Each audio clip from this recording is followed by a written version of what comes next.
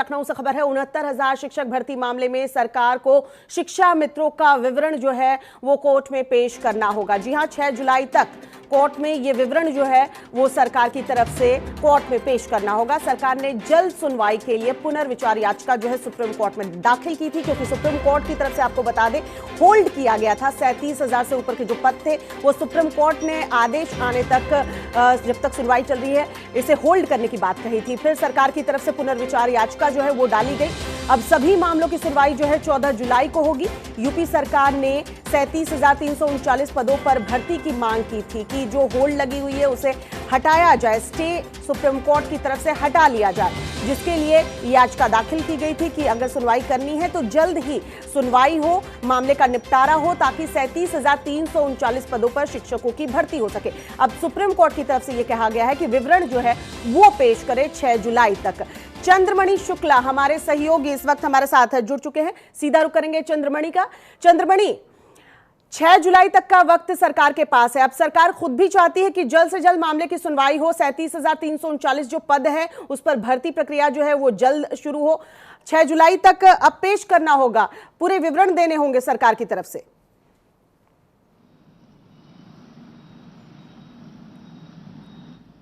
जी बिल्कुल, जिस तरह से सुप्रीम कोर्ट ने लगातार जो शिक्षा मित्रों का विवरण है वो पहले भी मांगा था, और 6 जुलाई तक जो सरकार को है वो शिक्षा मित्रों का विवरण प्रस्तुत करना है कि 40-45 के कट ऑफ पर कितने शिक्षा मित्र इस 69,000 भर्ती परीक्षा में पास हो रहे हैं। अगर वही हम बात करें अभ्यर्थियों की, जो चयनित अभ्यर्थी हैं उनके लिए जब उम्मीदें जगी थी, जब सरकार की तरफ से एक पुनर्विचार याचिका दायर की गई थी, जो 37,000 पद सुप्रीम कोर्ट की तरफ से होल्ड किए गए थे। लेकिन अब सभी को इंतजार करना पड़ेगा 14 जुलाई की सुनवाई तक का, कि 14 जुलाई की सुनवाई के बाद ही कुछ भी निश्चित हो सकता है। यानी कि ये कह सकते हैं कि अभी जो भर्ती प्रक्रिया है वो 14 जुलाई के बाद ही उसमें कुछ गति पकड़ी जा सकती है। लेकिन 14 जुलाई की सुनवाई को भी अगर हम देखें और अभी तक जिस तरीके से हम चंद्रमणि इस पूरे मामले को देखें, कई याचिकाएं इसमें दाखिल हैं। 40 to 45% आप बता रहे हैं जो कट ऑफ मार्क्स है, उसके बाद कितने ऐसे अभ्यर्थी हैं जो क्वालिफाइड हैं, वो विवरण कोर्ट में सरकार पेश कर देगी। लेकिन कहीं ना कहीं मामला अभी अटका हुआ है सवालों को लेकर, उसका एक फैसला आना बाकी है। तो भी कुछ ऐसे लोग होंगे जो क्वालिफाइड हो जाएंगे, जो इस पदों पर उनकी भी भर्ती हो सकती है। तो पेच तो फंसता हुआ ही नजर आ रहा है।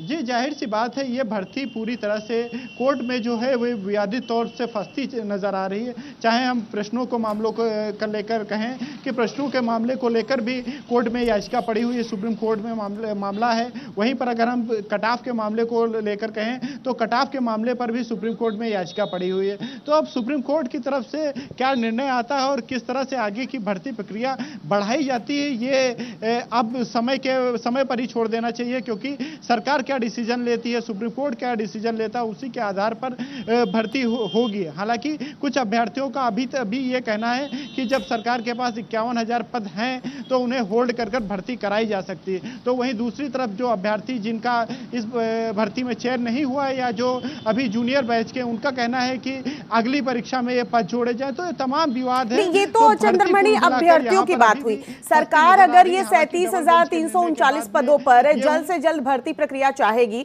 तो सरकार को भी पता है कि कितनी याचिकाएं किन किन कोर्टों में अभी चल रही हैं, तो उसके हिसाब से ये तो देखना होगा। सवालों को लेकर जो याचिका दाखिल है वो गलत नहीं है, उसका अगर फैसला आता है कि अगर सभी को एक एक नंबर दे दिए जाए या फिर कोई भी डिसीजन पर अगर पहुंचते हैं तो वो कहीं ना कहीं इफेक्ट करेगा ही करेगा भर्ती प्रक्रिया पर। तो सरकार अपनी तरफ से क्या कुछ सुप्रीम कोर्ट में पेश कर सकती है कि कुछ ऐसे पद होल्ड किए जाएंगे जिस पर अगर कुछ अभ्यर्थी क्वालिफाइड होते हैं, उन सवालों के जवाब के जब फैसले आ जाते हैं उसके बाद, तो वो उनके लिए रिजर्व रखा जाएगा। क्या कुछ ऐसा चल रहा है अंदर खाने में?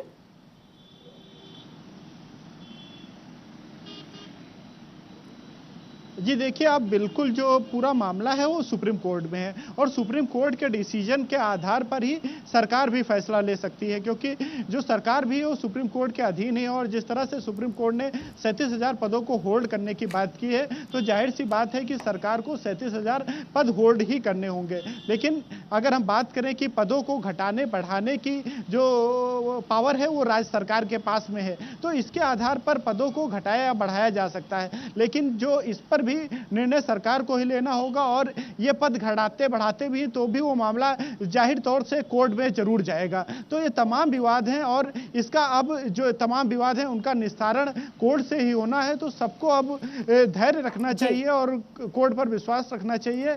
जो चलिए विश्वास रखते हैं। सरकार की भी मंशा साफ है चंद्रमणि, वो भी चाहती कि जल्द से जल्द इन पदों पर जिस पर स्टे लगाया गया है भर्ती प्रक्रिया हो। सुप्रीम कोर्ट का रुख क्या होता है, क्योंकि सुप्रीम कोर्ट जो फैसला लेगी वो आखिरी फैसला होगा। तो इंतजार कर लेते हैं 14 जुलाई जब अगली सुनवाई होगी तो किस तरह से सरकार अपना पक्ष रखती है। बहुत बहुत शुक्रिया चंद्रमणि, तमाम जानकारी हमसे साझा करने के लिए।